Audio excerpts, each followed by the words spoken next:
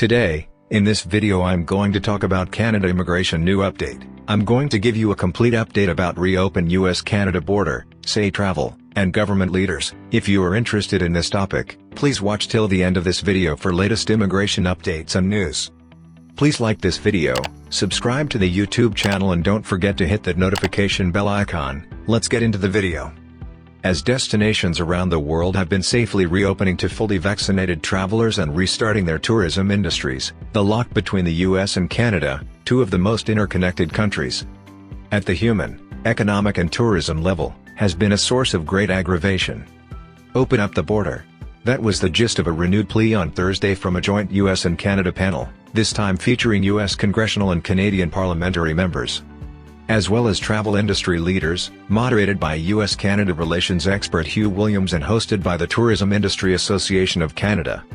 Our economies are very much intertwined and we benefit from Canadians coming to patronize our sporting events, our ski resorts and festivals and vice versa, said US Representative Chris Jacobs, DNY, who represents a district along the border. The complete lockdown we've experienced is not consistent with science and it's very, very bad for our economy. Jacobs noted the Northern Border Reopening Transparency Act he introduced this month and emphasized an equally harrowing human element to the border closure, noting that his daughter has not seen her Canadian grandmother in 16 months. Canadian Member of Parliament Nathaniel Erskine-Smith said that some hesitancy to reopen was understandable but that the science was clear now to adjust restrictions, particularly given the guidance from Canada's COVID task force. Beth Potter said that Canada's public health leaders recommended that once the country reaches 70% of first dose vaccinated and 20% with 2 doses then restrictions could ease. Well, we're gonna get there this week, that's how well the vaccine rollout has been going. Panelists also praised the US announcement on Thursday that it was donating 1 million of COVID vaccines to Canada so that vaccinations continue to progress. Lack of government resolve and focus. Panelists shared the opinion that there seemed to be a lack of focus on the impact of a continued US-Canada border closure on the economy and on the travel industry despite pleas. Congressman Jacobs confirmed that the Biden administration has not said a thing despite an executive order requiring a report on what was being done on a binational basis to have a reopening plan. Every day that is delayed is a day that people will make travel plan to go somewhere else. We need real change and clarity, and I know we're coming up on the June 21st date and I really hope it's not more of the same.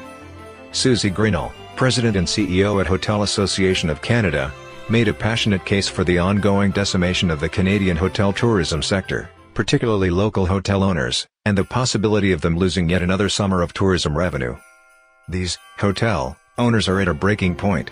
The last member survey showed that 70% of our membership of hotels in Canada will not make it to the end of the year without government support, Grinnell said, adding that the consequences would be the loss of critical infrastructure and what that means for communities who rely on tourism. Our hotels are empty and they're dying. U.S. economy losing $1.5 billion per month. Tori Barnes, Vice President of Regulatory Affairs at the U.S. Travel Association said that the U.S. Travel Association's 2 current priorities was to bring back business meetings and events. International travel as the domestic leisure uptick cannot make up for losses on the international and business fronts. Each month that travel from Canada remains at a standstill, the U.S. economy loses $1.5 billion in potential travel exports, which is enough to support 10,000 American jobs, and each week the U.S. loses $340 million, Barnes said. Barnes added that while the global task forces created this month were a positive step, the U.S. Travel Association doesn't think the expediency is there and that Canada's planned loosening of quarantine requirements should be coupled with a full reopening of the land border.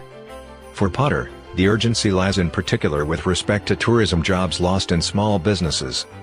We have displaced over 500,000 people from their jobs and we need to get them back to work, Potter said, noting that the government had made family-owned businesses in particular tap into their savings to stay afloat, and take on debt for longer than necessary.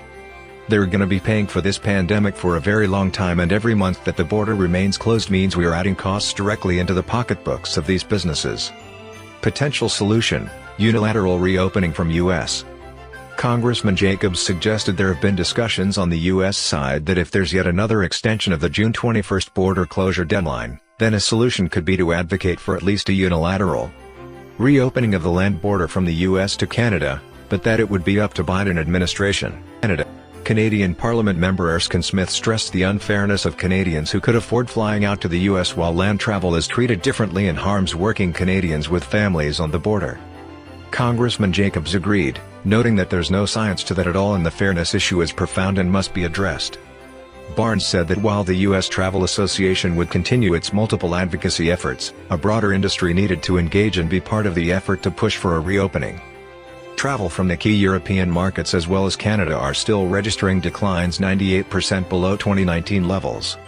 So from our biggest trading partners and our closest allies we're having the most significant declines in international inbound travel. It really doesn't make a lot of sense. It's not based on science. Losing summer would be devastating blow to Canada tourism. Grinnell said there wasn't enough appreciation for the importance of summer for Canada's tourism economy, and that 75% of the tourists who visit Canada in the summer season are international visitors. Of those, 50% are Americans. We've sacrificed a lot in the travel industry. No one is suggesting a wild west approach here, Grinnell said. But there just doesn't seem to be a sense of urgency that this is an issue we need to solve. There's so much at stake here. Hopefully the details and information presented in this video is helpful. Canada Immigration News Channel will be releasing a new video when new information is available on any of these updates or requirements. If you have not subscribed, please like this video and subscribe to the channel. Don't forget to click on that notifications bell icon. See you sooner in next new immigration video.